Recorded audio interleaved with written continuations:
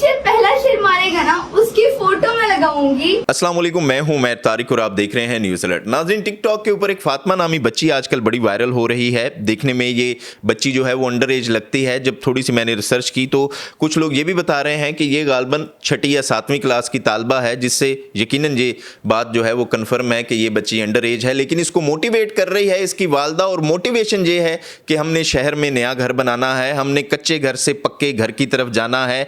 फातिमा ये बताती हुई नजर आती है जी कि उसके वालिद उसको सपोर्ट नहीं करते, उसकी वालिद और वालदा के दरमियान कुछ इख्तलाफात चल रहे हैं, और उसकी मोटिवेशन का जरिया बन रही है उसकी माँ बड़ी ही खुशी से ये बताती हुई नजर आती है कि उसकी बेटी सारी सारी रात मेहनत करती है, और मेहनत वो ये है कि वो सारी रात बैठकर टिकटॉक लाइव यूज करती है और वहां से अर्निंग करती है। फातिमा और उसकी माँ आजकल बड़ी खुश हैं क्योंकि किसी ने उनको 5 शेर भेजे हैं, और शेरों की कहानी ये है कि टिकटॉक के ऊपर गिफ्टिंग के जरिए आप किसी को शेर का एक वीडियो या एक वो आप कह सकते हैं कि इमोजी भेजते हैं, जो कि भेजने वाले को 1,30,000 रुपए तकरीबन कास्ट करता है, और जिसको ये मिलते हैं वो 1 लाख रुपए की ट्रांजैक्शन करवा सकता है। और 5 शेरों का ये मतलब है कि फातिमा ने 5 लाख रुपए कमा लिए हैं सिर्फ एक रात में। और फातिमा और उसकी माँ की खुशी दीदनी है, वो इतनी खुश हैं और वो कहती हुई नजर आती हैं कि जिन लोगों ने इसको शेर भेजे हैं वो उनकी तस्वीर प्रिंट करवा कर अपने कमरे में लगवाएंगी, और फिर इसी तरह से जो जो लोग उन्हें गिफ्टिंग करेंगे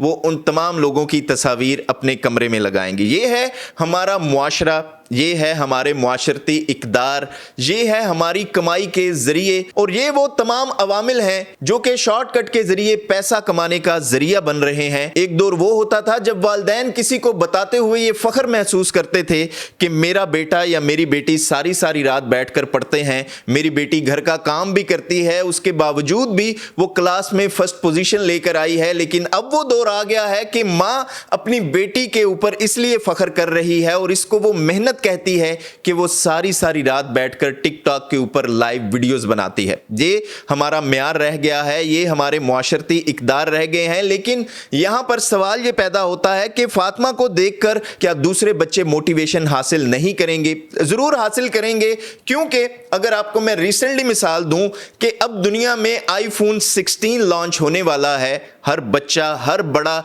आजकल ये ख्वाहिश रखता है कि उसके पास और कोई चीज हो ना हो, उसके पास आईफोन का लेटेस्ट मॉडल जरूर होना चाहिए, और उसको खरीदने के लिए फिर आप एक मटेरियलिस्टिक दौड़ में जरूर लगते हैं। फातिमा ये भी कहती हुई नजर आती है जी कि वो अपनी वालदा को इस कच्चे घर से निकाल कर पक्के घर में लेके जाना चाहती है। क्या दुनिया में तमाम लोग, क्या तमाम पाकिस्तानी आज भी पक्के घरों में रहते हैं? क्या कच्चे घरों में रहने वाले लोग हंसी खुशी जिंदगी नहीं गुजारते? क्या जिंदगी का म्यार सिर्फ कच्चे घर से पक्के घर में ही शिफ्ट होना है? और अगर फातिमा या उसकी माँ की बात की जाए तो मेरे ख्याल में पाकिस्तान में लाखों फैमिलीज होंगी जो इस तरह के सिनेरियो से गुजर रहे होंगे। क्या वो भी तमाम लोग टिकटॉक के ऊपर आकर भीख मांगना शुरू कर दें? और फातिमा और उसकी माँ कोई कंटेंट नहीं बनाती, वो हमेशा वो सिर्फ यही बात करती हुई नजर आती हैं कि हमारे हालात ठीक नहीं हैं, हमारे घर के हालात ठीक नहीं हैं, वालिद हमें सपोर्ट नहीं करते, खामन हमें सपोर्ट नहीं करता,